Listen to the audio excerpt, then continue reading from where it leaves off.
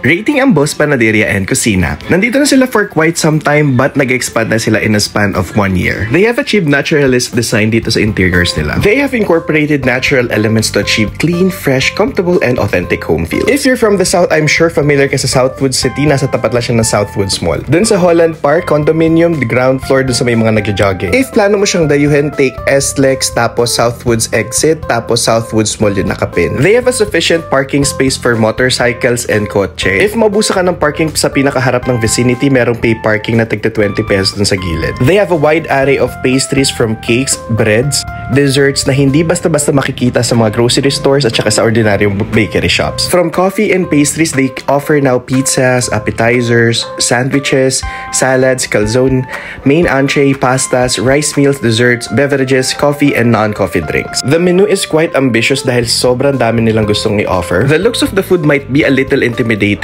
pero personally nasa mid-range lang siya. Kasi parang wala pang ganitong setup, ganito kadaming menu, tapos ganito kagandang lugar dito sa South. If meron man, pupunta pa kami sa Alabang and sa Muntinlupa area. Ang initial reaction ko nung nakita ko yung menu is sabi ko, wow, ang daming ino-offer.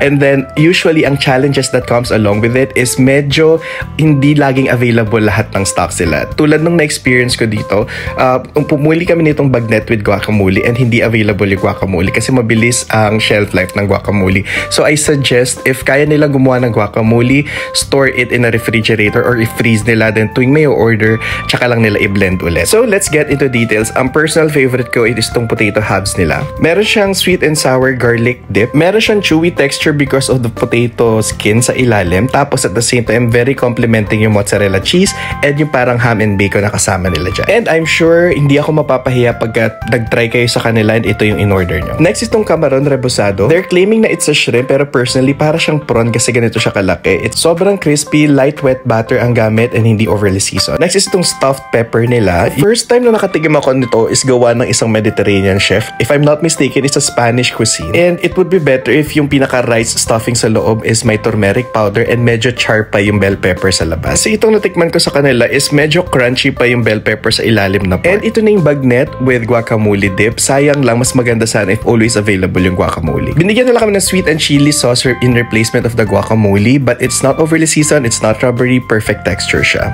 Then chef's recommendation itong pulled tapa sandwich. I was expecting na para siyang floss-like. Medyo tough yung tapa but the flavor is there. Then itong Ambos tapa pizza nila, same vibe and feels ako doon sa stuffing from the bell peppers kanina. And then itong truffle shrimp ang pinaka-favorite ko sa lahat ng pasta nila. It's an oil-based pasta. Ang gamit nila is infused truffle oil. Garlicky siya and may shrimp on top. Yung noodles is yung nabibili ng readily available na squid ink spaghetti. And it would be better if may slice ng lemon sa gilid. Next is itong lasagna nila. It's more on the herby side than the hearty side. Dahil mas dominant sa flavor yung Italian seasoning, diced tomato and tomato paste na ginamit nila. Chicken oriental is okay pero less salty siya compared dun sa yellow cup. Siguro more pasta water while diluting yung pinaka-mixture para mas maging saucy siya. Wala akong masabi sa mga pastries nila. Lahat na tikman ko na halos dito dahil personally dito ako lagi bumibili. And yung drinks, kakaiba yung Biscoff latte nila and Biscoff frap which is bago ata sa panlasa ko. Nagustuhan ko siya and overall hindi niya no overpower yung lasa ng kape. So iibahin na natin na atake natin sa rating natin. It's a 5 out of 5 stars. Ang magandang improve ng Ambos dito is yung pagiging or yung coordination ng team nila kasi nung